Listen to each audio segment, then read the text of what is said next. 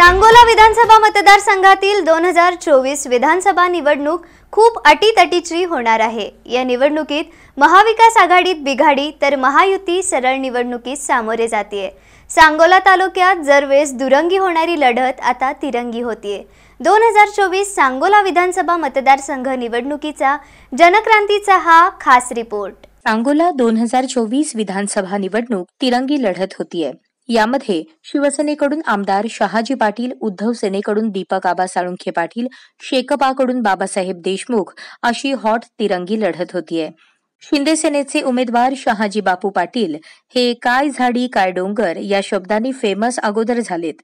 ते 8व्यांदा निवडणूक लढवत आहेत, तर उद्धव सेनेचे दीपक आबा साळुंखे आणि शेतकरी कामगार पक्षाचे बाबासाहेब देशमुख पहिल्यांदाच निवडणूक लढवत आहेत। यापूर्वी या मतदारसंघात सहसा दुरंगी लढत झाल्याचा इतिहास आहे। या मतदारसंघातून स्वर्गीय गणपतराव देशमुख यांनी एकच मतदारसंघातून आणि एकाच पक्षाकडून 11 वेळा निवडणूक जिंकली आहे। 1995 आणि 2019 या दोन वेळेस शेकपाच्या बालेकिल्ल्याला शहाजी बापू पाटील यांनी सुरुंग लावला होता।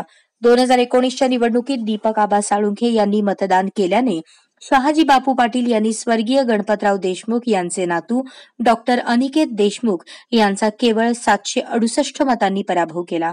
तर यंदा शहाजी बापू पाटील हे महायुतीत त्यांचे सहकारी राहिलेले दीपक आबांनी राष्ट्रवादी अजित पवार गटाला सोडून उद्धव सेनेत प्रवेश करत उमेदवारी मिळवली, तर शेकपाकडून बाबासाहेब देशमुख हे आपलं नशीब आजमावत आहेत।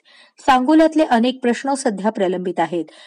डाळिंब पिकाचं कोठार समजला जाणारा हा तालुका असल्याने संशोधन केंद्र मात्र सोलापूर शहरात आहे। ते संशोधन केंद्र सांगोल्याच्या परिसरात आणणे गरजेचे आहे। तालुक्यात मोठे उद्योगधंदे नसून मेडिकल कॉलेज आणि आरटीओ कार्यालयही नाही, असे विविध प्रश्न या भोवती ही निवडणूक फिरते आहे। या प्रश्नांबाबत भविष्यात निवडून येणाऱ्या उमेदवाराला याची उत्तरे द्यावी लागणार आहेत, हे नक्की। पाहुयात या तिरंगी लढतीत कोण बाजी मारता येते।